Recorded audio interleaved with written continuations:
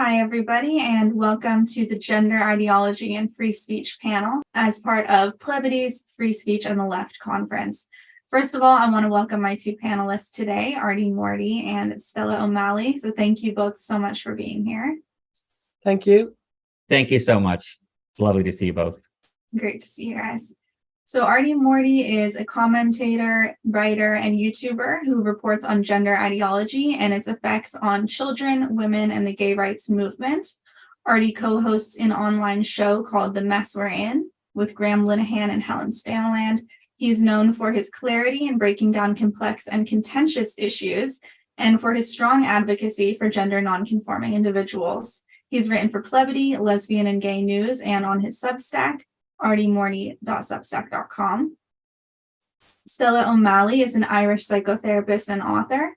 Her new book, What Your Teen is Trying to Tell You, just came out this spring. It's already a bestseller in Ireland. She is the co-founder of GenSpect, which is an international alliance of professionals, trans people, detransitioners, parent groups, and others who seek high-quality care for gender-related distress. Stella is also clinical advisor for the Society for Evidence-Based Gender Medicine and a founding member of the International Association of Therapists for Desisters and Detransitioners. Stella co-hosts a podcast with another therapist, Sasha Ayad, where they discuss gender from a psychological perspective. So Artie has actually been a guest on Stella's podcast before, and both Stella and Artie have previously sat down with me individually for interviews with Plebity, and I'm very excited to have them both here now and to have a conversation together about both of their experiences facing consequences for speaking out against gender ideology. So to get right into it, today we are discussing the topic that more than any other topic will get you canceled for going against the liberal or leftist or woke crowd, however you want to label them. For example, Matt Taibbi, who has built a career covering controversial issues and going after powerful figures, admitted in an article he wrote that this issue, gender ideology, was the first time he was ever scared away from a topic. That's how toxic this issue is. Both of my panelists have raised questions about transgender ideology and have faced backlash. And I want to be very clear here. Those who speak against trans ideology are constantly maligned and smeared as hateful bigots. And today is not about litigating the issues themselves. It's more about the narrative around the issue and the climate of censorship and repression. So if you want to hear our panelists fully flesh out their points of view on all things gender, you can find their work linked below, and be sure to check out my previous interviews with them on this channel. So first of all, Stella and Artie, I'd like to ask you both about the ways your speech on this topic has been received. So I think it's fair to say there's been quite a bit of misunderstanding, and that both of you have, I think, been accused of transphobia, in quotes, with transphobia. So can you tell us a little about your thoughts on the disconnect between what you've actually said on the topic and what people on the left, or people who call themselves the left, have been reacting to? And Stella, we'll go to you first. Thank you. It always shocks me to see how much the left have been positioned into this position of, I don't know, very kind of pro the medicalization of people's gender identities. But what happened myself was, when I was a kid, I had a very strong experience for many, many years. And I was born a girl, wanted to be a boy, and wanted to be a boy for years. And it was a horrible experience, and it lasted a long time, and it took a lot of effort and a reckoning with myself to kind of become comfortable in my own body and become comfortable with myself. And I did get through. Now, I wasn't given options that children would be given today. There was no such concept as puberty blockers for children with gender issues when I was a kid. And many, many years later, I became a psychotherapist, and I was invited to do a film And the premise of the film was that there's been a 4,000% increase of girls seeking medical transition in the last decade. And could any of those girls be like me, somebody who grew out of gender issues? So that was the premise of the film. And I thought that was a gentle enough premise. Now, I knew it was a very toxic environment. I knew that, there would be pushback, but I had no idea that actually asking that question would immediately write me off. And all I was saying was, could any of the 4,000%, could any of them be like me, somebody who had extreme gender issues and came through them? And I was told that's a transphobic question to ask. And then I realized any question in that area, because we spent a year making the documentary and it was highly acclaimed. It was very good, I think. And it was 2018, and we were asking just inquiring. The idea was I wasn't involved. I wasn't on Twitter. I didn't know any of the people involved. And it's funny because now they're very well-known people. But at the time, I remember meeting Posey Parker, who's called Kelly J. Keane Minchell, and I remember thinking she looked very mumsy and very sweet. I had no idea who she was. I'd never heard of her. And I met Miranda Yardley, and I was like, oh, it's indeed fascinating. And I met, who else did I meet? Magdalene Burns and all these, what I now know, Debbie Hayton, obviously, all these massive names that I had no preconception around. And I didn't know that merely by being introduced to any of these people, I was being immediately siloed into a position, which I was from Ireland. These were all people in England. It was so random for me because I was like, oh, pleased to meet you. Literally have never heard of you, never been on Twitter, so I don't know anything you're talking about.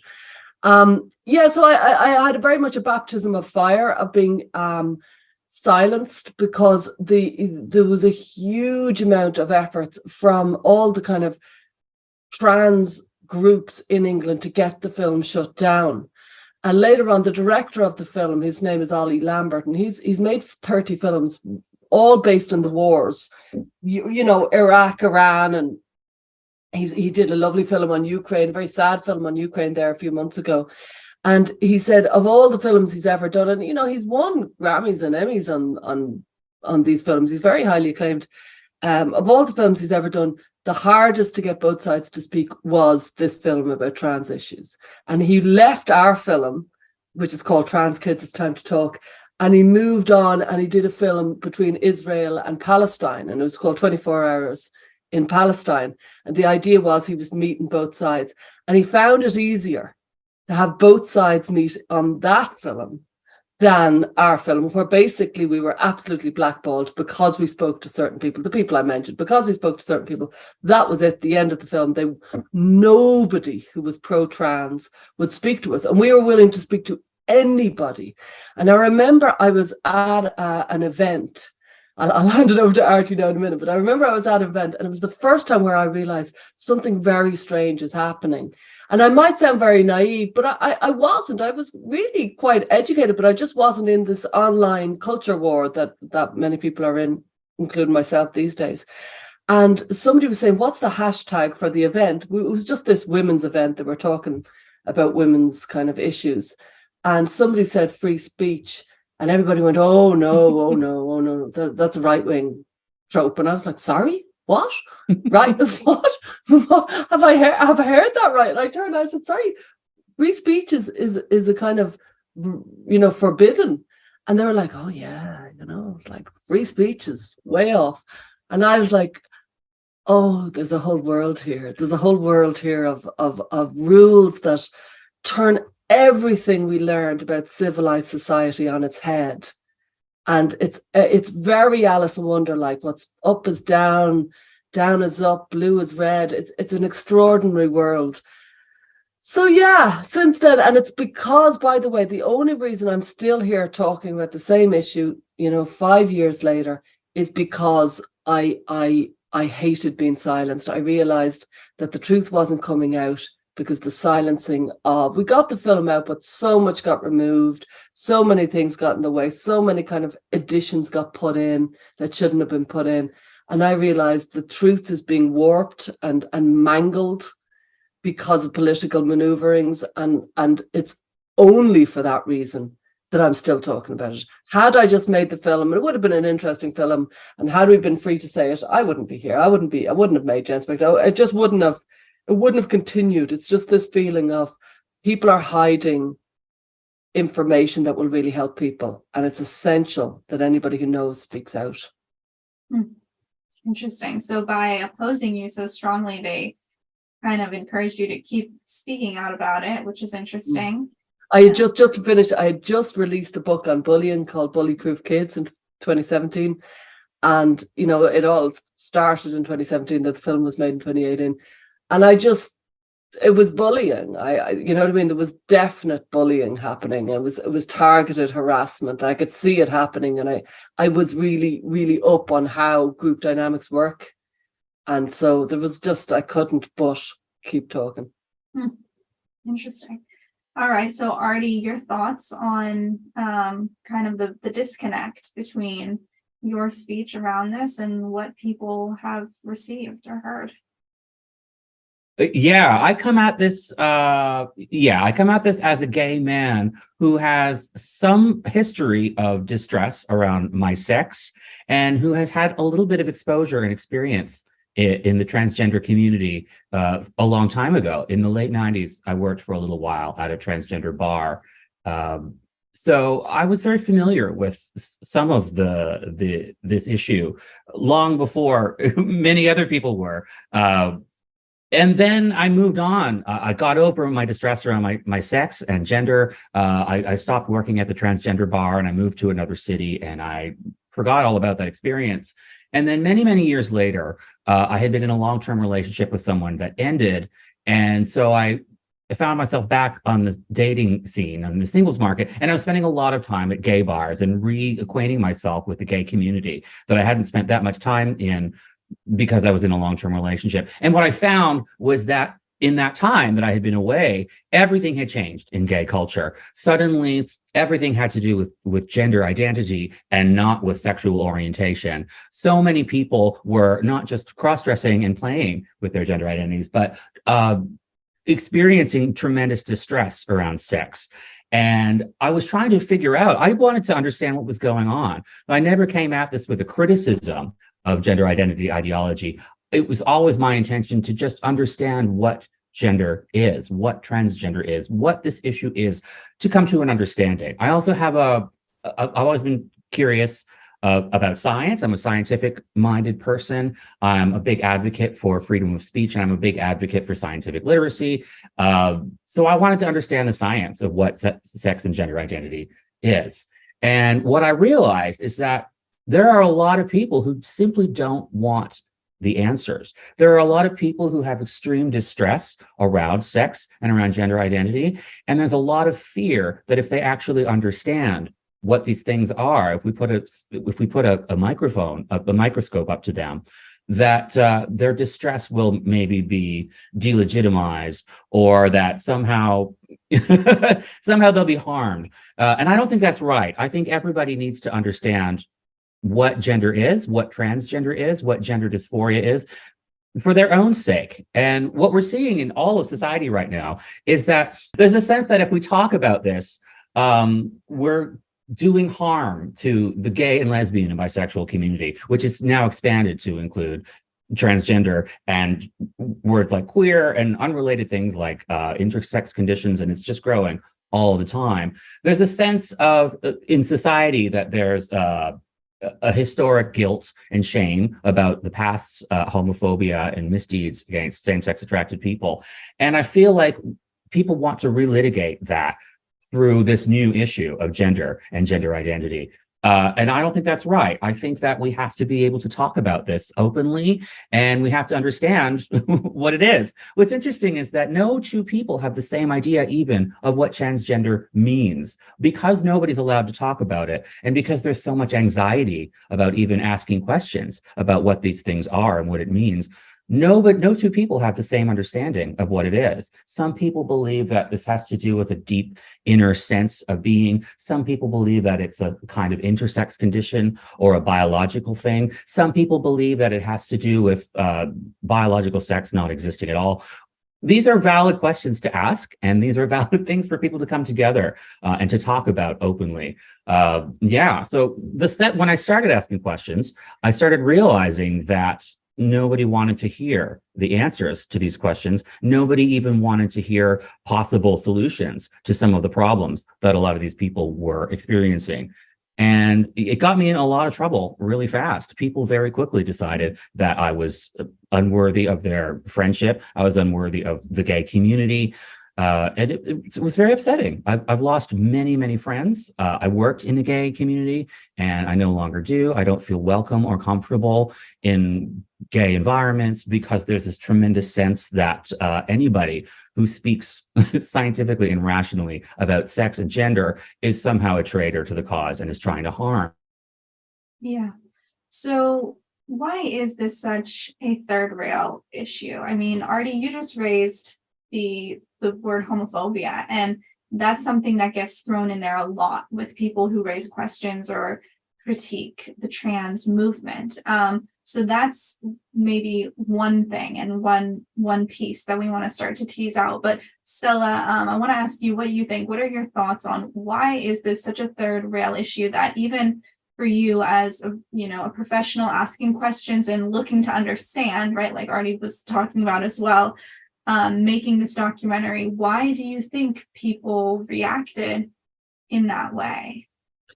I think the majority of people who would find what myself and Artie are saying as objectionable or difficult, I think the majority of them have equated being trans with being gay. And I think that is the fundamental cornerstone of a misunderstanding of my position, Artie's position, and thousands of other people's position. And why people think trans is just kind of gay 2.0, I think it's a lot of reasons. And when you start studying them, you can kind of see how it happened. The T got added to the LGB, for example, in the 1990s. And I've studied this, and it got added without much thought. It was very much like most people who were trans in the 1990s. The numbers were small. And it was a natural community to be part of because it was edgy. It was often, it's kind of close to sexual orientation insofar as it feels like you're talking about sex and you're talking about gender identity. I can see how it happened. There could have been more purposeful decisions beside that, adding the LGB to the T, but it certainly enmeshed these two experiences in people's minds.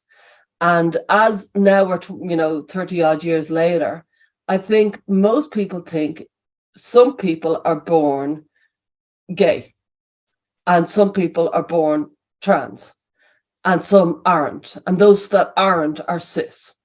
And they've just kind of assimilated that thought process without really thinking it very through. And I would argue some people certainly seem to be born gay. I would argue some people become very engaged or absorbed or fixated upon their gender identity, for want of a better phrase. You could use various different phrases for that.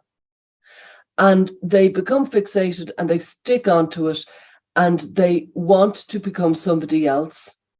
And it is very, very satisfying to say that's their authentic self. And they're very, very determined to seek out as many medical interventions as they can to become a different person, to become the person in their mind.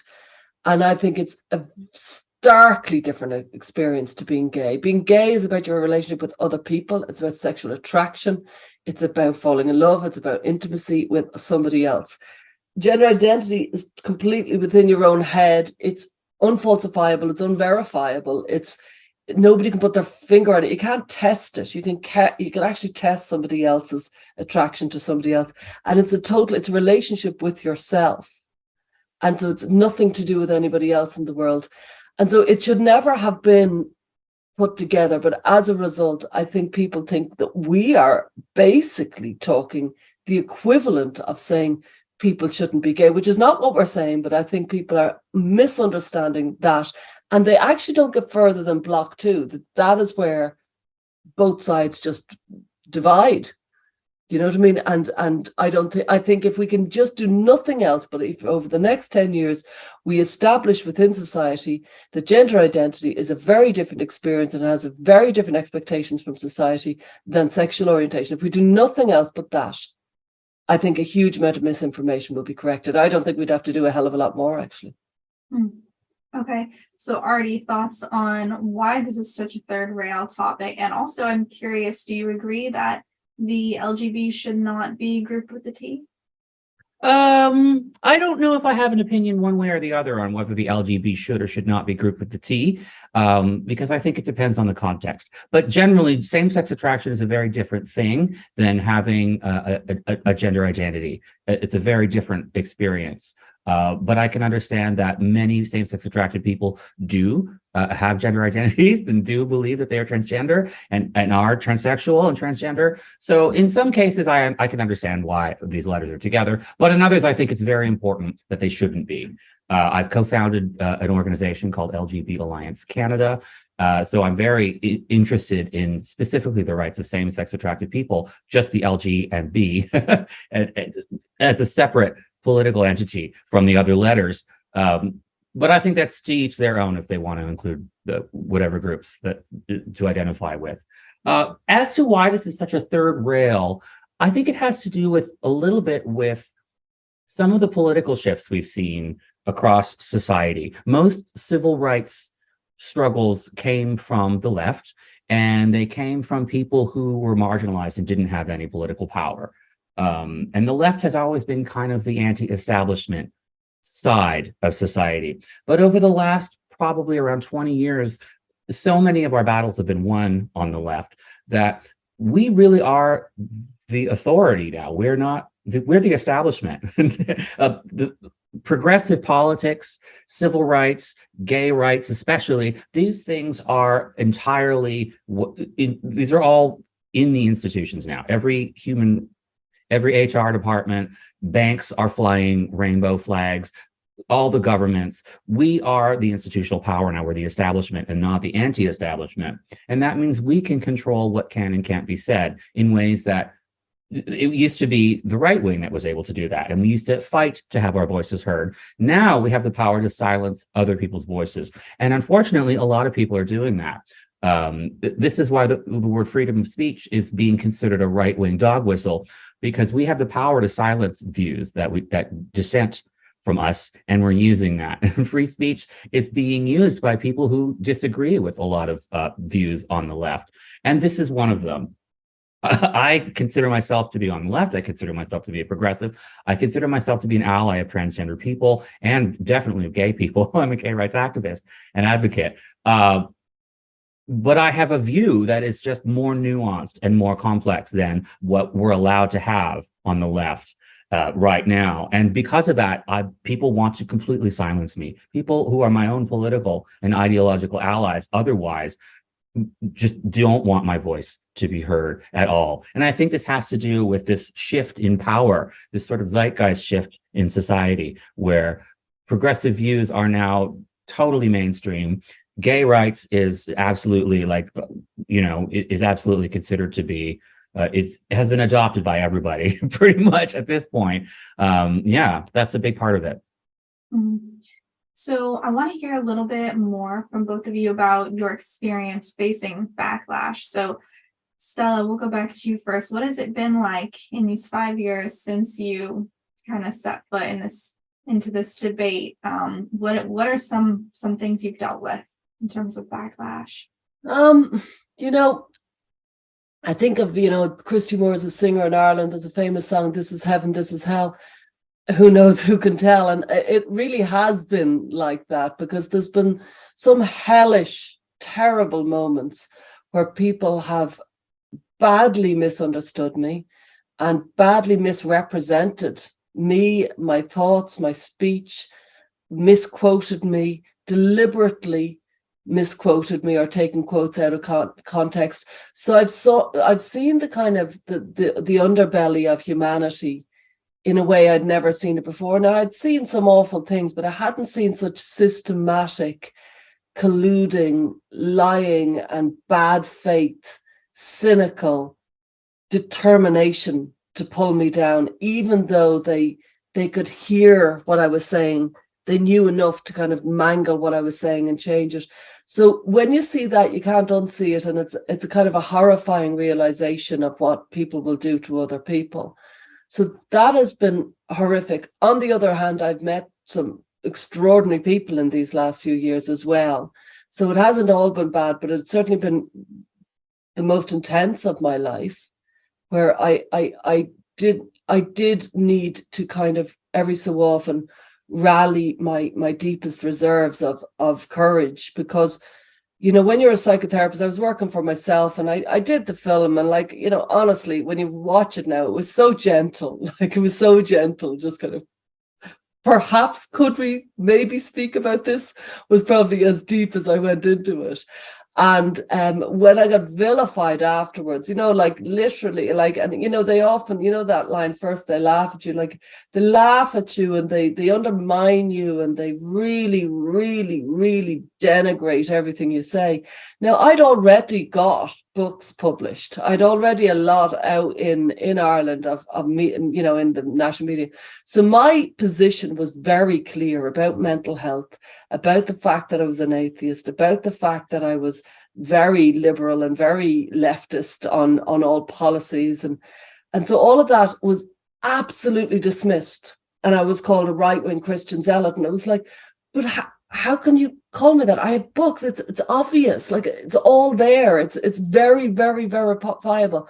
And it just gets, and the ability for people to just roll over the facts and imprint. So they kind of, in Ireland, like, they have this kind of, fear of the Catholic Church because we had such a bad history of it. And they kept on trying to make out I was some sort of crazy Bible basher. And I was like, I've been an atheist forever. Like, what are you talking about? Like, this is crazy land. And it's so easily checked. It's so easily checked. So that was a horrible experience. And I got, because I worked in private practice, I was very vulnerable to being cancelled, and I knew it. I knew it was very scary. And there was a tax on my accreditation. Funnily enough, when they did it, so basically my licensing, when they did attack it, the attacks were so outlandish. You know what I mean? There were things like who I was speaking to online, and I said bad things, and I was, there were really, really bad accusations that were very easily proven. But it was interesting, my accreditation board were so frozen in the face of it, just like the person you described at the beginning. They were frozen in the face of the tax. So what they did was, when they got accusations leveled about me, they kind of went into panic mode and did nothing, and just tried to bury the whole thing. Just like, they did not know what to say or do because they found it so frightening. And I was like, just check it. Like, you can just press play. It's easily checked. Do you know what I mean? There's nothing. I wasn't hiding anything. It was quite easily checked. So yeah, I've always wondered, how did different historic moments happen? How did it happen? I see it now. I see the strength of group. The dynamic is so important. And I have to say, and I'll leave it at that, but like, I realize now that public shaming is how we have controlled society for millennia. Laws, yeah, whatever. Public shaming is how everybody is kept in check from the age of 5 onwards. It's why the boys stop peeing in the street. Do you follow me? Like, it's really a really strong way of creating a civilized life. And the use of shame in this context is the most powerful way to shut everybody up. They're shaming people. And when people are shamed, so many of us immediately go into a reflexive kind of curled up hedgehog position. We're scared when we're shamed. And this is a silencing. And people will say, well, how can you say we're silenced? We're speaking here. But we're speaking here because the mainstream media are frightened of us, and they're frightened of us because if they speak to us, they will be shamed. They will be shamed by people who use shame as a weapon. And it's a horrible, horrible tactic that I grew up with, because I did grow up with the Catholic Church, and it was all about shame. So I'm very, very, very experienced in pushing back on, don't use shame to try and control me. Well, Artie, how about you? Have you experienced that shame? Oh, Shane? absolutely. Yeah. And I'm very sensitive to it as well. When I started talking about this publicly, I wanted always to have a tone that was very almost pleading for people to understand that I'm not all the things that I'm inevitably accused of: right wing, Christian, conservative. I'm a left wing atheist, science advocate, and gay rights advocate, for goodness sake. Yeah, it's very upsetting, the things that people knee jerk accuse you of.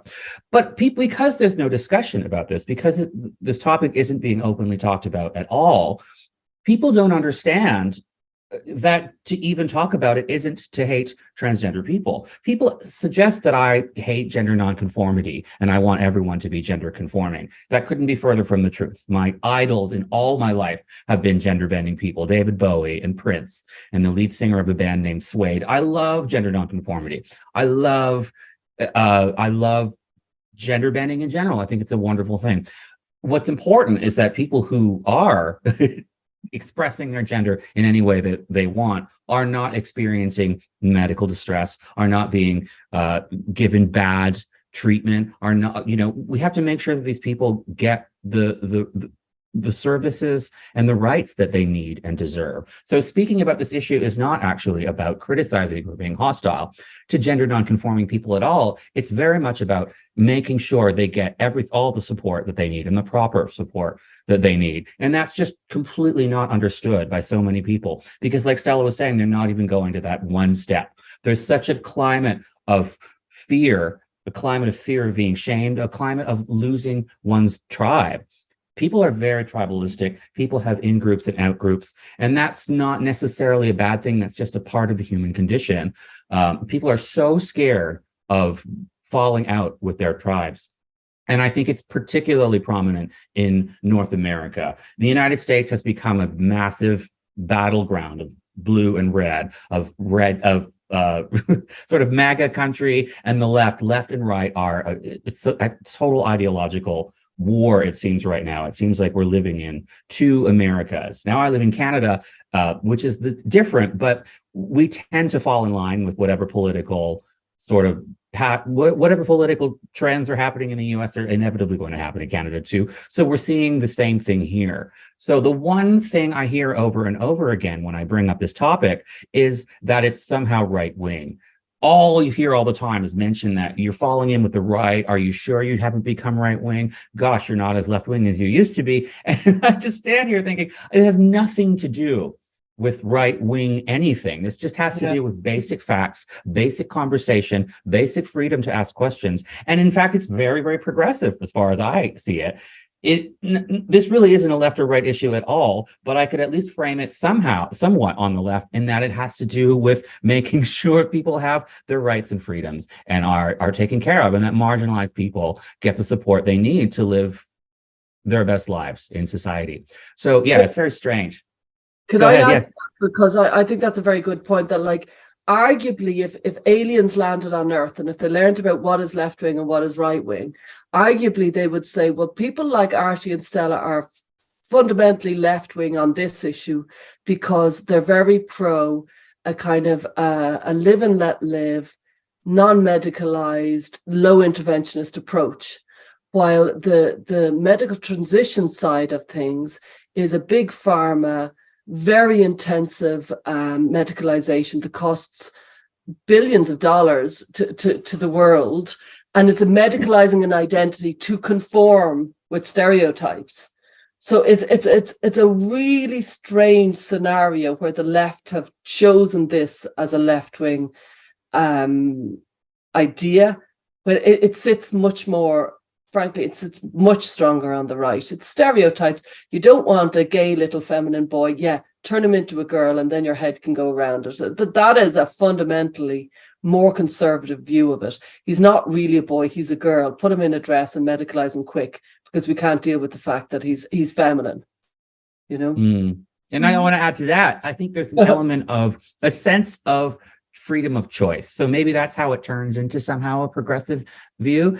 I think there are a lot of parents, when they see that their child is distressed about their gender expression and their child might be discovering that they're gay, but don't want to be gay. Therefore, they're helping their child to not be gay. There's a lack of understanding that the process of discovering that you're gay isn't a process of liking it necessarily. Most people who discover that they're gay, or many people, aren't going to want to be gay. And many people who just have a natural affinity for things that are coded as the opposite sex, that are sort of feminine gender or masculine gender, most people who are atypical for their sex are going to be distressed about it. So I think a lot of people think that medicalizing that is a way of helping people, when I would argue that another way of dealing with that is helping people to understand that they don't need to medicalize these things, and that it would be a more holistic approach would be to help people just understand that there's nothing wrong with being atypical. But yeah, you could almost look at it as a progressive to do one, or as progressive to do the other, and these two sides both feel like they're more properly seen as the progressive way of dealing with this issue. But depending on which way you stand, the other side looks extremely conservative. But I think a lot of people are just mistaken and haven't been thinking things through. And the only way to answer these questions is to talk about it openly. So that's why freedom of speech and the freedom to discuss it is so important. Mm-hmm. Yeah. So some people have just not thought it through all the way, or, have a knee-jerk reaction. Have others self-censored, do you think? I'm curious. Let's start with Stella. Have you noticed people, especially people who call themselves on the left, to continue this discussion about the left being the side that's really, really going after people like the two of you for asking these questions? Have you noticed self-censorship? Have you noticed a lot of that, people biting their own tongues? Well, it's not even noticed. I have been told by countless people that they are self-censoring, and it is the biggest problem, that all these people who are self-censoring are telling themselves that they are probably right to self-censor, and in itself that has become a problem. And George Orwell called it. He said self-censorship is the biggest threat, and he was right, because it is the biggest threat, and it is exactly what's going on right now. People are self-censoring, and then the people who aren't self-censoring, like myself and Artie and yourself, Sasha, we are their bulletproof vests. We're their kind of cannon fodder, you know what I mean? And it makes us much more vulnerable as a result. And it makes us much easier to criticize, because when you've self-censored, you look for reasons why it's better to stay quiet. And so it's easier to criticize people like us three for maybe seeking to speak out, because then it feels less uncomfortable psychologically, because otherwise you feel a bit guilty for self-censoring, because your voice is needed, and it is needed. But yeah, to answer, I used to like getting DMs saying, "You're so brave, thanks so much, I'm too scared to speak out myself." It used to be kind of heartwarming a little bit, maybe the first year, but now it's not at all. I don't really want to hear about it anymore. Okay, you do you, but I'm not interested in being other people's cannon fodder. I just think people need to have integrity, and I have a job that is very vulnerable. We all have a job that's very vulnerable. So I don't, I know that I have to say before that, I do know that parents in particular who have a child who's in a deep trauma, sometimes there's certain specific situations, but without a doubt, you need to keep your anonymity, 100%. But there's an awful lot of other people who are self-censoring for much more mild, benign kind of, I don't want to be unpopular in work, and I don't want to be shamed by the community, is the main reason most people are self-censoring. Yeah. Artie, climate of self-censorship, talk about your experience with that. Oh yeah, it's everywhere. People are what I find shocking is that people who will whisper to me that they agree with me will still distance themselves from me in public. I've had that a lot of times. But there's another thing that worries me, which is that Stella, you made such a great point there about people feeling guilty for not speaking up and being afraid that they might be ashamed. What I feel is happening now is that a lot of people are hyper scrutinizing everything that I say because they realize that they do want to speak up, and they realize that they should have been on my side and they should have defended me. And because they didn't, they now need an excuse to have not. So they have to find something that I said or did wrong and say, aha, see, he's still bad. That's why I didn't stand up for him, because he did that one thing that I disagree with, and they're scanning and they're looking and they're hyper scrutinizing. My friend, Oliver, friend, Graham Linehan, gets that a lot. Even some prominent journalists who have started talking about this issue are still looking for other people who have been talking about it louder and sooner, and trying to sort of throw them under the bus. And it's really, really quite upsetting. And I fear that as this issue breaks into the mainstream, it already has done so in parts of Europe, certainly in the United Kingdom and Ireland. It's starting to become a topic in the zeitgeist in North America, but the mainstream press still won't touch it. I fear that when that happens, there's going to be an attempt to excuse their own behavior by throwing some of us early cannon fodder folks under the bus, Yeah, not a nice thought, but definitely a good point. And I'll just throw in there, you both brought up people are afraid of the consequences and the shame in particular. That's a very hard thing to deal with, other than just to continue to speak about it for those of us who do. But then also the fear of losing one's job, losing one's livelihood.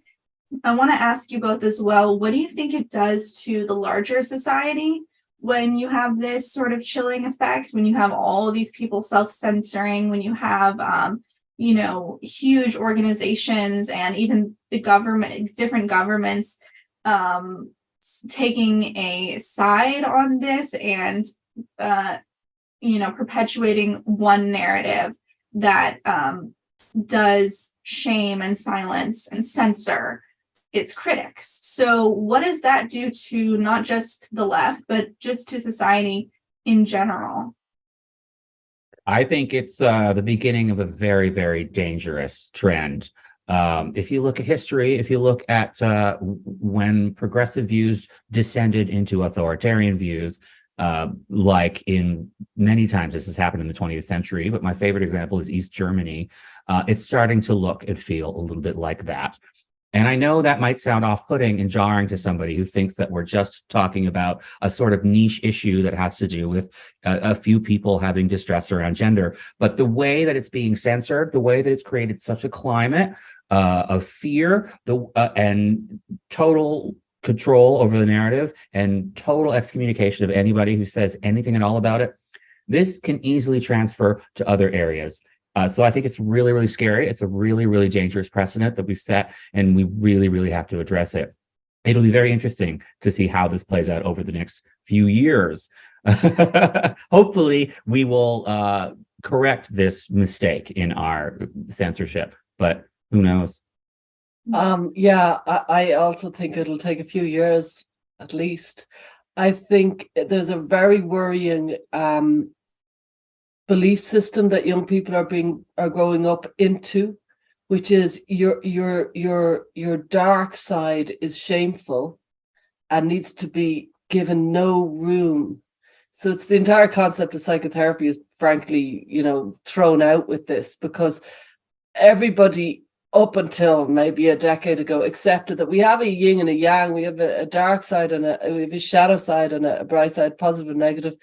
And that if you don't give some kind of acknowledgement to those darker impulses in you, you will end up being driven by them. You'll be shaped by them, and you will behave in really quite toxic and warped ways. And so it's very important that you acknowledge that sometimes we're greedy, sometimes we're lustful, sometimes we're selfish, sometimes we have horrible, mean thoughts about other people. And that's the lot of the human. That is the human condition. And make your peace with that, and have some self-acceptance, have acceptance of other people being like that, and we'll all roll along better. But these young people are being taught that by society, by the general filing of, you can't say that, you can't think that. Don't you dare say or think that, and what's wrong with you that you're thinking that? So they're being taught in a way that's so reminiscent of myself when I was growing up in the 80s of the Catholic Church. They were impure thoughts. You shouldn't be having them. There's something wrong with you for having them, and you need to suppress them. And so young people are basically, I can see it with my kids, like there's a vibe of you're not allowed to think things, let alone say them. You're not allowed to think. And so they're basically suppressing everything about Freud onwards. It's all gone out. Forget about it all, because that was the fundamentals of our understanding of human kind of psyche. That's all been wiped away, and you should be thinking good things. And if you're not, there's something wrong with you, and hide it. And I think it's really going to cause, and it's already causing a huge amount of really toxic, anonymous behavior. Of course it is. Where else would it go? Yeah, and the internet only exacerbates that. The whole social dynamics of social media have fundamentally transformed our society, not for the better, if you ask me. But if we're looking for a kind of like, people always compare now to 1984 and Orwell, but I think it's more apt to compare it to The Crucible. You know, if we're looking I thought you were going to say Brave New World. No, I actually think because you were talking about people censoring themselves and their fear and this falling out with the tribe and calling someone a witch and all of that, it seems like it's so apt to what's going on these days. But it's like made 1,000 times worse because of social media. Mm-hmm. Yeah. So we see this chilling effect and the effect that it's having on the society. It's really interesting to hear you both talk about that, especially Stella, that kind of the dark side and how that has to come out in other ways. And, a lot of the backlash to the questions that people such as yourselves raise is really vitriolic. I mean, it's really brutal. They do try to destroy people's lives. And I guess just to maybe not dwell on that too much more, but just one more question on that, kind of if you could speak to, I guess, the extreme nature of the response when questions are asked, kind of the anger, the emotionality that we see coming up. Oh God, I'll give you an example, a funny one. I was in London in the fall and I went to a gay bar, as I want to do, and I was chatting with some random fellas at the bar, and it was all lovely. And somebody said something about something, I don't remember what, but J.K. Rowling's name came up. And I simply said that I like J.K. Rowling. And somebody erupted into a fit of rage about her supposed transphobia and my transphobia for mentioning my fandom of J.K. Rowling. And it got so bad that he almost threw a chair at me and I had to get out of the bar. So that's like a hysteria when you can't go to a gay bar and mention J.K. Rowling's name without somebody trying to throw furniture at you. It's crazy times we're living in. Yeah. Wow. Yeah. I remember the same, like I remember I posted something about J.K. Rowling online, and an old friend of mine kind of contacted me to say, listen, she comes across as really decent, and I know all this philanthropy and all this, but don't be fooled. Okay. Don't be fooled by her niceness, you know what I mean? It's all a very, very elaborate way to be evil. It's just, she does it in a nice way. I don't know, like the convoluted nature, it does feel very hysterical. I know the kind of the nasty, it's funny, the outlandishly throw a chair kind of online nastiness. I'm not as bothered by that as I am by the people who are closer to me. I think maybe it's the vanity of small differences, but when they're completely outlandishly, quite clearly, seriously disturbed, I just think, God, wow, and I move on. But when it's somebody who's coming across really civilized, and then they just cannot open their mind to the fact that they really should read, for example, J.K. Rowling's essay before they comment on it. Yeah. Those people, I am so civilized and I'm too civilized to even read something. That is what gives me the chill. So it's the veneer of the sophisticated thinker who won't think in a sophisticated way. They frighten me a lot more than the throwing chair, slavering lunatic. It's just like, what can we do about them?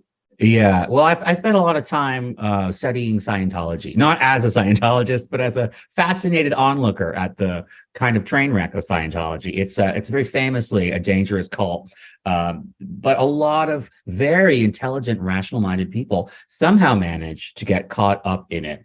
And I spent a few years really just soaking it all up. So fascinating, just as an exercise in understanding how human minds work and how people can get roped into strange beliefs that aren't rational.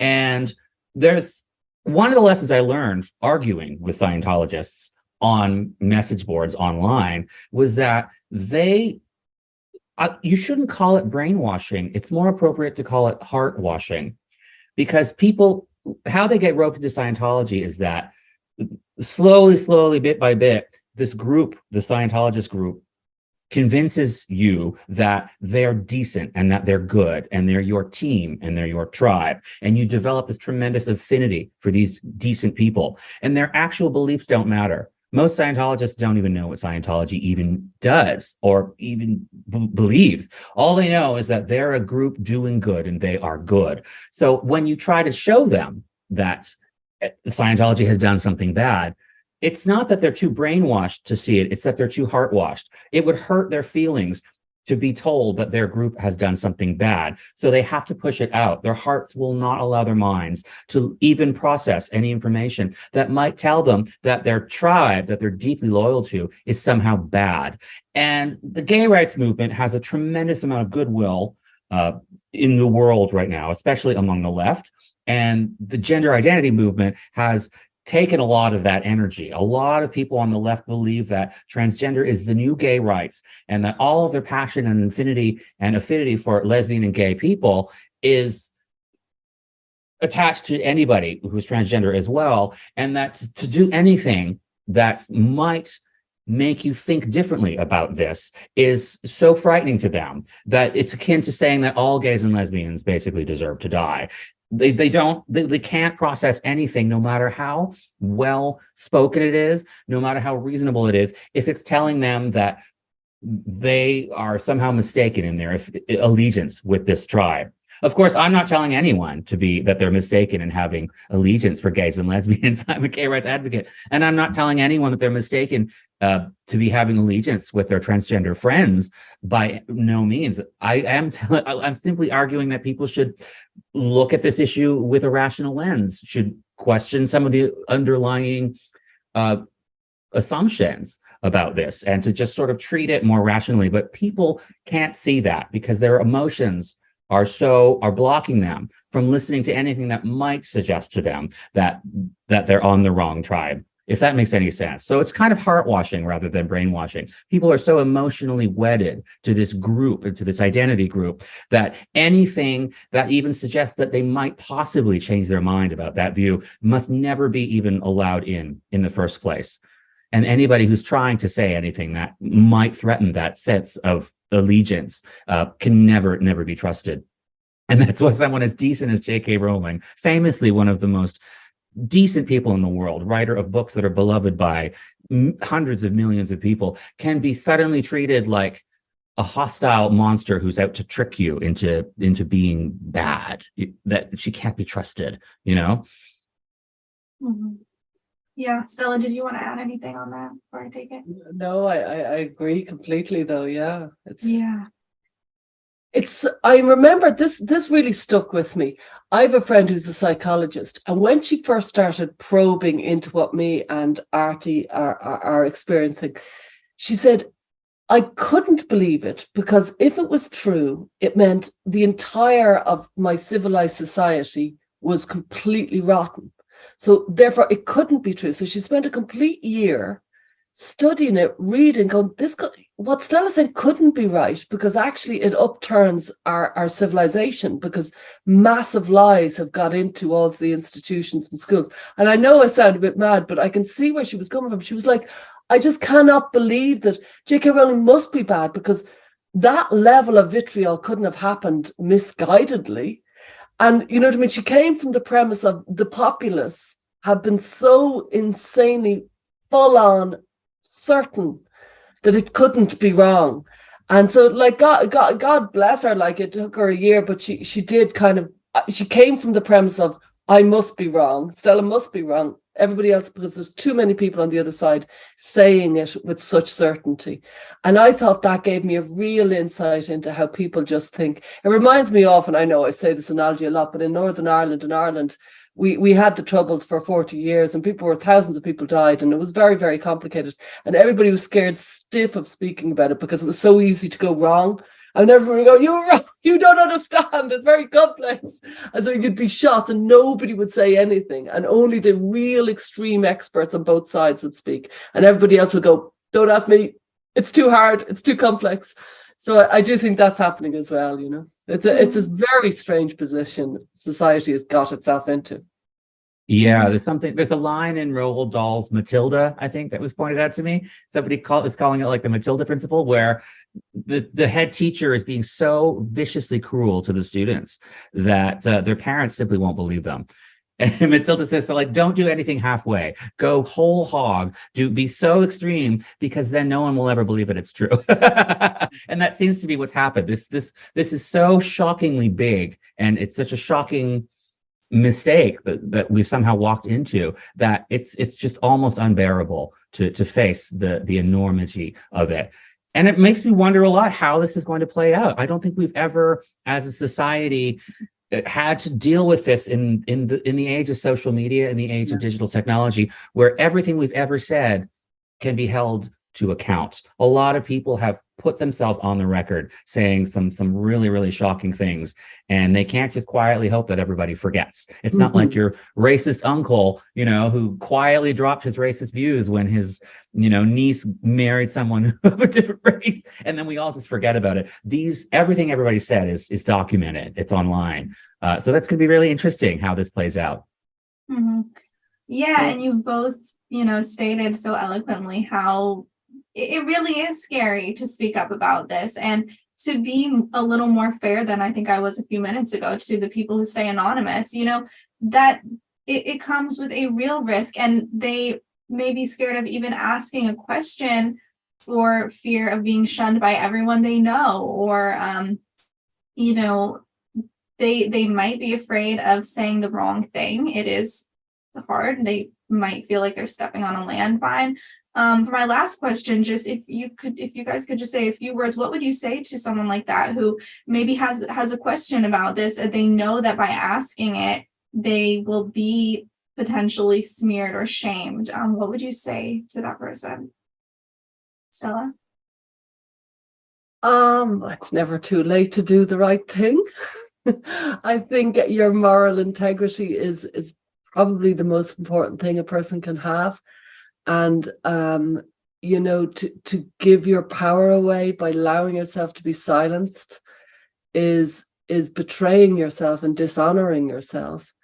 And I think it's incredibly important that people go back, defend the right to ask a question with good faith, and that actually intention matters, and to kind of learn to kind of stand our ground in defending that position of my intention is good and my question is decent and honorable, and to kind of hold our boundaries on that point. I think it's incredibly important, if somebody is silenced and has lost their integrity, that they look at themselves in the mirror and think, I need to do the right thing. Artie? At the very least, don't throw other people under the bus, you know, or at least take a step. Try it. You know, try saying something like, I think this person should at least have the right to have their opinion. Or if you don't want to voice your own opinion and venture that, then at least defend someone else who's doing so. Take a step, you know, take a baby step and see how it feels, and just always make the effort to move in the right direction. Because when everybody stays silent and when nobody takes even a toe step forward, nothing moves. So, you know, try speaking up. Just say something nice about J.K. Rowling or something, you know, just do your best to at least defend people who are speaking up, and try to listen. If you're not sure where to begin, just open your heart to this. Open your heart to trust that people who may have different views than you on this are not inhuman, that we are compassionate people that we're not out to trick you. We're not out to hurt anybody. So open your heart. Fantastic. Thank you both so much. This was a wonderful conversation. It's always great to talk to both of you. And I really appreciate you coming. I think you've given our audience hopefully a lot to think about, and it's been really wonderful. Thank you both so much. Thank you. No, thank you so much. It's lovely to see you both.